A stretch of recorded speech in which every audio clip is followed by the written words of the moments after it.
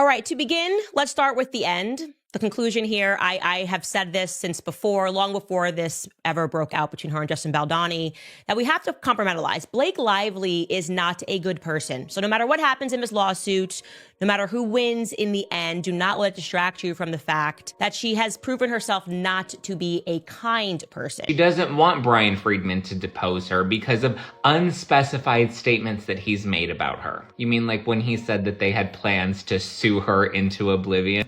Primarily, people don't like to work with Blake Lively. I can also tell you personally, back when I was an intern at Glamour magazine, working under an editor, she said the most difficult person that she has ever worked with and the rudest person that she had ever worked with was Blake Lively. Hey there. Blake Lively's carefully crafted Hollywood image is facing its biggest threat yet, and no red carpet appearance can save her now. The actress is caught in a legal war that just keeps getting messier, with lawsuits, secret allegations, and courtroom drama unfolding like a real-life blockbuster. But here's the twist. Lively is fighting tooth and nail to keep certain details hidden, filing multiple gag orders that judges are refusing to grant.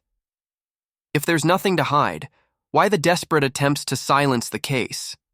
And now, with accusations of collusion, hidden receipts, and a relentless attorney who won't back down, the stakes are higher than ever. So, what exactly is Lively afraid of? It all began with a lawsuit from actor Justin Baldoni, who claims that Lively has been working behind the scenes to destroy his reputation. Bombshell, and this time it is pertaining to the New York Times. Amazing. You're not going to believe this, okay? It looks like Justin Baldoni may have a very strong case against the New York Times. I know for a fact that the mainstream media will lie and they will smear on behalf of their powerful friends. As if Blake Lively too? Into oblivion, Megan. Wait till you see this lawsuit. Oh boy. Well, for what? Full of evidence, admissions, documents, which prove exactly what she did and how she bullied her way through the process to take over the movie. Agent will be part of this lawsuit. That was Blake Lively's. Blake Lively will be sued, and we're carefully considering other people that will be sued also, and some Ryan of them Reynolds? come as a surprise. His legal team, led by high-powered attorney Brian Friedman, alleges that Lively and her husband, Ryan Reynolds, have been secretly working with the New York Times to manipulate the narrative. The lawsuit suggests that this isn't just a Hollywood feud. It's a calculated effort to control the media and bury the truth. But if the truth is on Lively's side, why the extreme measures to suppress information? Why not let the facts speak for themselves? These are the questions the public is now asking, and the lack of transparency is making everything look even more suspicious. Instead of confronting the allegations head-on, Lively has reportedly made multiple attempts to suppress the case, trying to block Baldoni and Friedman from speaking publicly. But the judges aren't buying it.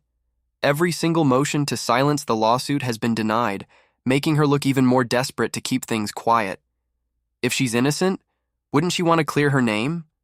Or is there something lurking behind the scenes that she... A lot of it's my real-life clothes or my husband's clothes or my girlfriend Gigi's clothes. I was borrowing some... Wait, that's kind of amazing. So you have something of Gigi's in the movie. Yeah, it's like a wedding, like something old, something borrowed, something blue, something new. Wait, which except one? it's just... Now I want to think of the scene. Oh, I'm wearing her stuff all over it. Oh, really? Tons of like Bodhi, which is with the suit now that I'm wearing is Bodhi. It was meant for my husband, but I borrowed it. His suit? It was meant for him to wear, but it's so pretty. Look at it. You guys are not getting it in the shot. It's a bit of a tough adjustment in our house, but it's good. I mean, I have two other daughters, so my oldest is very into the baby, but my middle child, not so much. But we're thinking of keeping her. Does she like play with her? What does she think? Well, she sort of like pretends to play with her. So like in the beginning, our oldest is like loving on her, and she's like very maternal, and then our middle daughter is just keeps away from her. Doesn't want the world to see? Some sources claim that private conversations, leaked emails, and even secret meetings may have taken place, which could expose a level of manipulation that goes beyond Hollywood politics. If true, this could change the way people see not just Lively, but also the industry's power dynamics. Normally, someone as powerful as Blake Lively wouldn't have much to worry about. With Hollywood's top PR strategists, elite connections, and A-list allies like Taylor Swift, she's had a career built on controlling the narrative.